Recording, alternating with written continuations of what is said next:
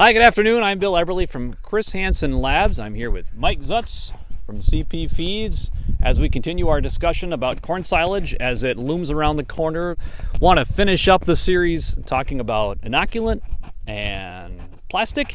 So CP Feeds is one of the premier dealers for Chr Hansen inoculants in the entire U.S. And we want to kind of explain why it is we actually use this stuff. I think it's considered an accepted general practice in the industry that we use inoculant on our corn silage, but the more I get out in the countryside, the more I'm realizing that maybe there's a lot of misunderstanding and questions as to why are we doing this. Inoculants are one of the, I think, least understood things we use in the dairy industry. And the reason that we use inoculants on our forages is because we're inoculating our forages with bacteria, knowing that they ferment in a certain way. Why do we want to end up in a certain way? Because we want the pH low. We want our dry matter losses low.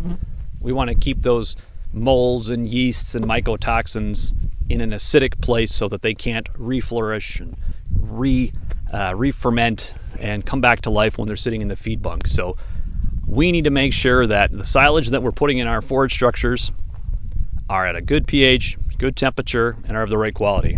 So we use an inoculant because we know what the strains that we put in there do. So the other question we often get is, how do I know if it's working? How do I know if it's paying for itself? Well, we know it works. There's decades and decades of research and data that says, yeah, inoculant works. We know it works. We know that the strains of bacteria that we're using make crops ferment a certain way. So the second question is, how do I know if it's paying for itself? And that's a little simpler. Using inoculant, we know we're going to reduce our dry matter loss, or the amount of this stuff that it takes to make the chemical reaction to make it into silage. So all we have to do is reduce that by maybe 1.5%, maybe from 10 to 8.5 or 12 to 9 or whatever that is. We barely have to save any dry matter, and we will more than pay for our inoculant. And then on top of that, we have all the other benefits of inoculant where our pH is low and our feed is much more stable.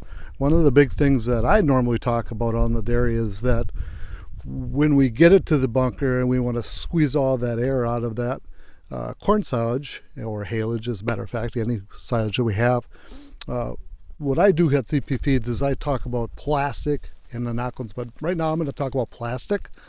We are a distributor for SiloStop, and SiloStop's your 1.8 mil plastic that really is the product that keeps the oxygen out. We used to think just the black and white kept it out, but we've done some experimenting and obviously found out that black and white plastic does not do as good a job as a two-layer system. So SiloStop is a 1.8 mil plastic, and that is a really oxygen barrier in the silage. So I'm going to tell you, it does make a difference, and plastic does matter.